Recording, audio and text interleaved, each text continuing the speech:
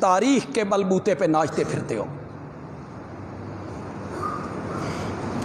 میں نہیں مانتا ایسی تاریخ کو، نہیں مانتا میں ایسی تاریخ کو جو صحابہ پہ تبرہ کرے۔ تم مانتے ہو؟ زور سے بولو، زور سے بولو۔ صحابہ تاریخی شخصیات نہیں ہیں، صحابہ قرآنی شخصیات ہیں۔ صحابہ کو تاریخ کے صفحوں میں نہیں دیکھنا، قرآن کے صفحوں میں دیکھنا۔ تم نے یہ آئینہ پیش کیا ہے صحابہ کا، تابعین کا، ایسی ایسی روایتیں پیش کرتے ہو، مسخرو، تم ہو مسخرے، ایسی روایتیں پیش کرتے ہو سننے والا بھی ہنسنے لگ جائے۔ اور پیش کون کر، لکھ کون رہے ہیں؟ مفکر، واہ، لکھ کون رہے ہیں؟ شیخ الاسلام۔ تم لکھنے والے ہو کچھ عقل کے معیار پہ۔ تو میں نے آپ کو کئی مرتبہ سنا ہے کہ حضرت عثمان پہ تنقید ہو رہی ہے، تاریخ کر رہی ہے، ان کے گورنر غلط تھے، ان کے گورنر غلط تھے۔ ان کا ایک گورنر تھا ولید، وہ شراب پیتا تھا۔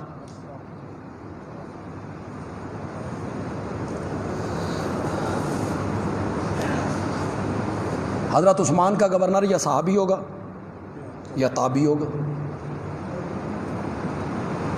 صحابہ اور تابعیوں کی یہ تصویر پیش کر رہے ہو۔ آگے سنو، شراب پی کے نماز پڑھاتا تھا اور پیچھے صحابہ نماز پڑھتے تھے۔ واہ، تسی پڑھتے ہو شرابیاں دے پیچھے؟ بولتے کیوں نہیں ہو؟ بولتے کیوں نہیں ہو؟ تمہیں اگر پتہ چلے کہ ہمارا امام شراب پیتا ہے، پڑھو گے اس کے پیچھے نماز؟ ان صحابہ کا ایمان تم سے بھی زیادہ کمزور ہے۔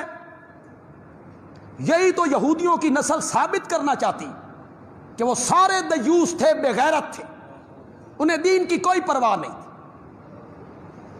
اور پیش کرتے ہو تاریخ کے بلبوتے پر۔ وہ شراب پی کے نماز پڑھاتا تھا۔ اب آگے روایت سنو، مزہ لو، لطیفہ سنو۔ اس گورنر نے صبح کی نماز پڑھائی شراب پی کے، 2 رکعتوں کی بجائے 4 پڑھا دی۔ کتنی پڑھا دی؟ 4 پڑھا کے پلٹ کے پوچھا اور پڑھاؤں؟ لوگوں کے آگے 4 پڑھائیاں جی۔ اور سچی سچی بات کرو یار، اگر میری بات آپ کے دل کو لگتی ہے تو مانو یار میری بات۔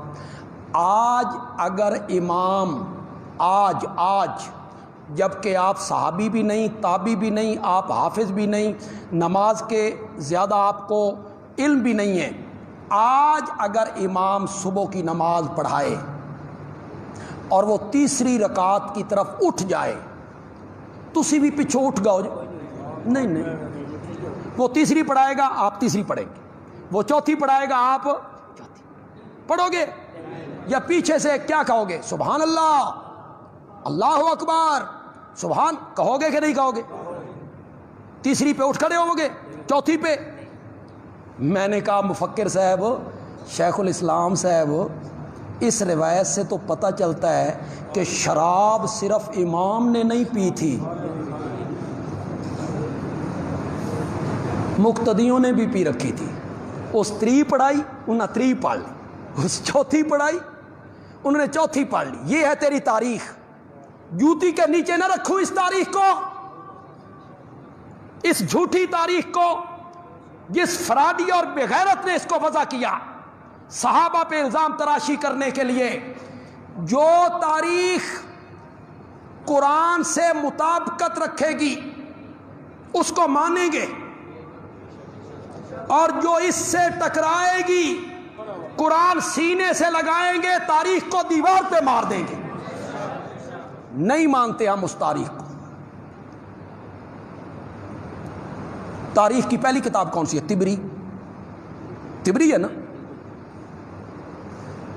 باقی سب مورخین نے اسی سے لیا ہے، سب مورخ، البدایہ والنہایہ اسی سے، ابن اسیر اسی سے، ابن خلدون اسی سے، سب مورخین تبری سے لیتے۔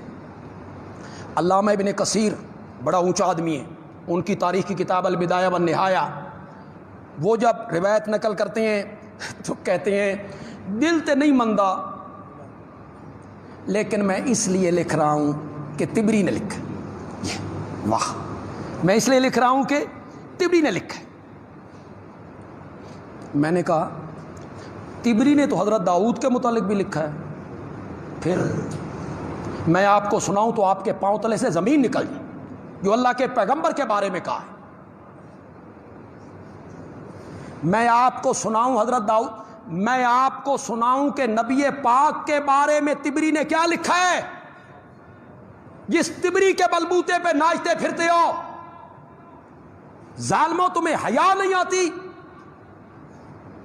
نبی پاک کے متعلق لکھا ہے کہ اپنی پھوپھی زاد بہن کے گھر گئے تھے تو پسند آ گئی تھی انہیں، اور زید سے طلاق دلوا کے خود نکاح کیا تھا.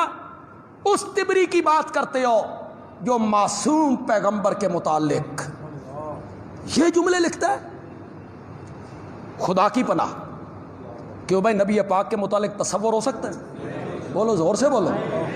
وہ طبری جو انبیاء پہ ہاتھ صاف کرتا ہے، وہ طبری، سنو شاید میں پہلی مرتبہ یہ بات کہنے لگا ہوں، وہ طبری جو اپنی کتاب میں معاویہ کا نام لکھتا ہے تو اس پر لعنت اللہ لکھتا ہے. وہ طبری اہل سنت اسے بغل میں دبائے بیٹھے ہیں. طبری نے لکھا ہے جی، فلاں مورخ نے لکھا ہے، جو تاریخ صحابہ پہ تبرہ کرے گی، جس تاریخ میں صحابہ کی کردار کشی ہوگی، ہم اس تاریخ کو نہیں مانیں گے، پاؤں کے نیچے رون دیں گے. ہم قرآن کو مانیں گے جو صحابہ کی تعریفیں کرتا رہتا ہے. ہم اپنے امام الانبیاء کو مانیں گے. قرآن چھوڑتے ہو، طبری کو مانتے ہو. قرآن چھوڑ دیتے ہو، تاریخ کے پیچھے بھاگنے لگ جاتے ہو. اگر آپ یہی بات ایک نوٹ کر لینا، سارے مسئلے ہی حل ہو جائیں کہ ہم نے صحابہ کو تاریخ کے ورقوں میں نہیں دیکھنا، ہم نے صحابہ کو قرآن کے صفوں میں دیکھنا.